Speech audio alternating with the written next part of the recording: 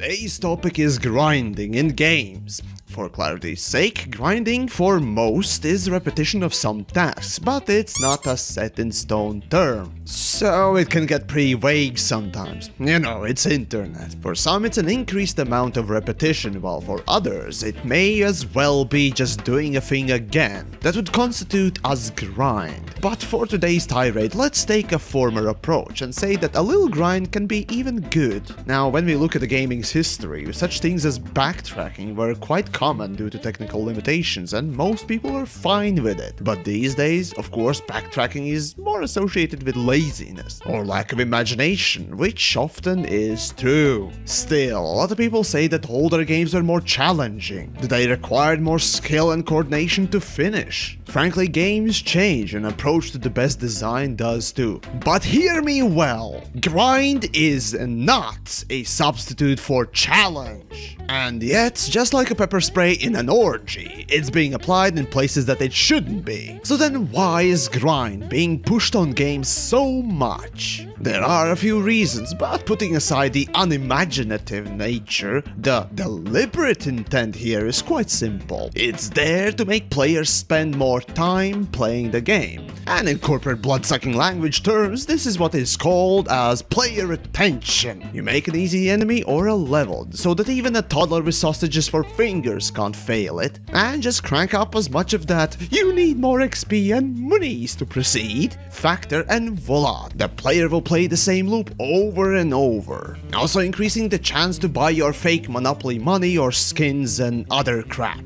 And let's be honest, these days almost every pie fucker on the market has them. Oh, and it also will boost your statistics of the player base that you can proudly report to your shareholder board. Now, of course, there are these free-to-play games that are most famous for utilizing grind to incentivize you buying boosters and other crap, which, depending on amount of course, is mostly a good trade-off. A prime example of this for me these days would be Warframe. The game looks really cool and anyone can make an account and play it, even on a potato box. As a trade-off, to achieve anything, you will have to spend a lot of time playing and hoping that RNGs is kind to you. Or you can spend some money to alleviate some of the grind, while supporting developers and their efforts, hard work, and dedication. Of course, there is this whole pay-to-win shadow looming over every free-to-play game, but honestly, that's another story. Still, Warframe shows how free-to-play should work, and it actually has a degree of challenge too, though unfortunately, and obviously, grind takes precedence here. But okay, let's say you're not a free-to-play game. You are a premium game, a game that, you know, just like it used to be, you pay first and then you get to play it. These games should, by all reasons, have no reason to load itself full of massive repetitive, menial tasks. And yet, a lot of them do. See, in general game design, you should always consider risk and reward. When it comes to grinding, frankly, that method of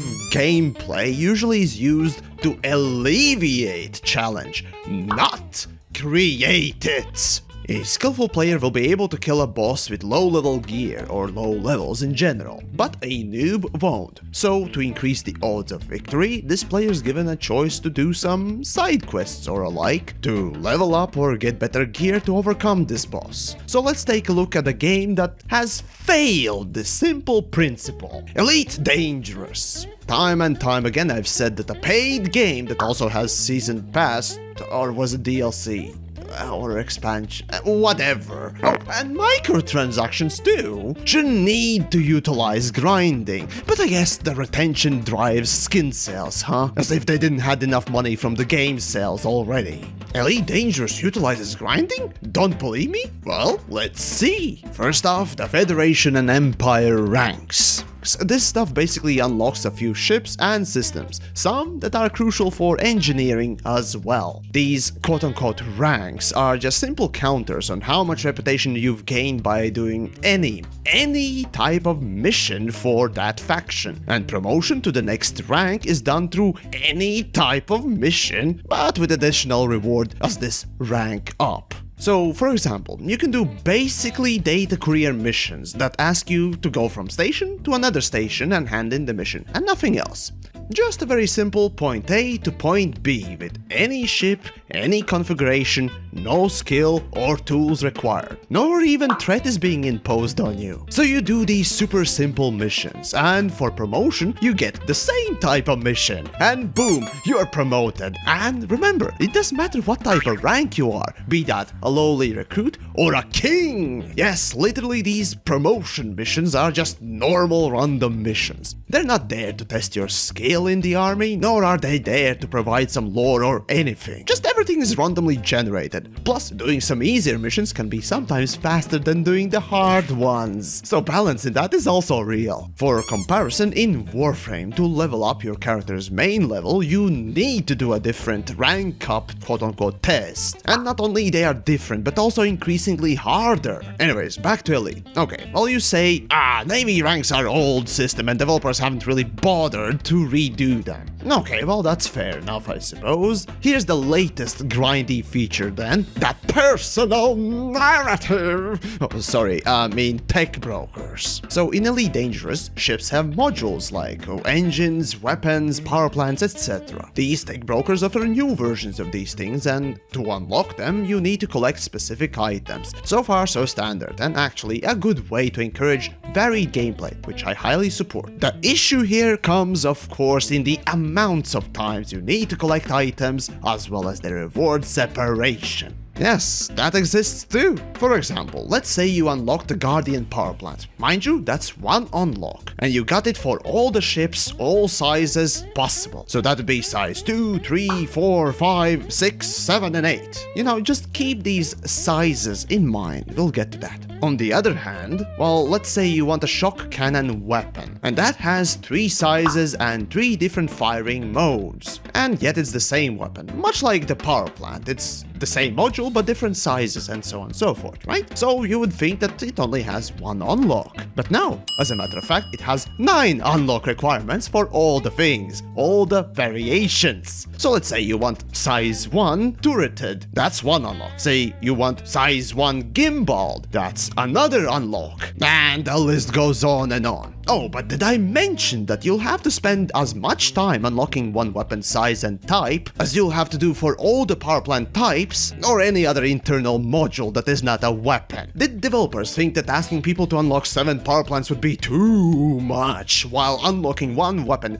9 fucking times would be better? And you know, those unlock requirements are quite grindy as well. So as said, Elite Dangerous, a premium game, still thinks it's okay instead of challenging a player to do different things. Yeah, just pump up the requirement and push it out the door. I'm not sure if it's the lack of competence or backwards game design principles at work, but Elite at the same time had proven to me that it can do challenging gameplay. The Targoids, especially the big murder flower ships. First, you need special weapons and engineering to kill them, while they themselves have weak spots that you have to be skillful enough to hit, and of course, have to do fast enough not to be vaporized. Basically, it's a boss fight, and what a cool one it is. I really felt awesome when I first defeated one, and even to this day I find it very challenging. Just too bad that there are not many more instances like this. The lesson in all of this is quite simple, really. The grind is not a substitute for challenge. The only thing that grind challenges is your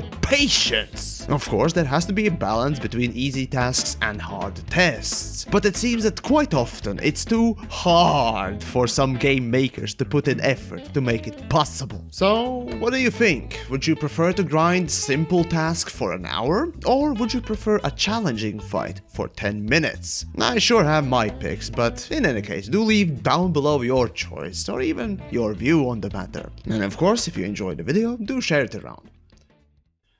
Actually, now that I think of it, I talk about challenge and all that, yet I have not mentioned Dark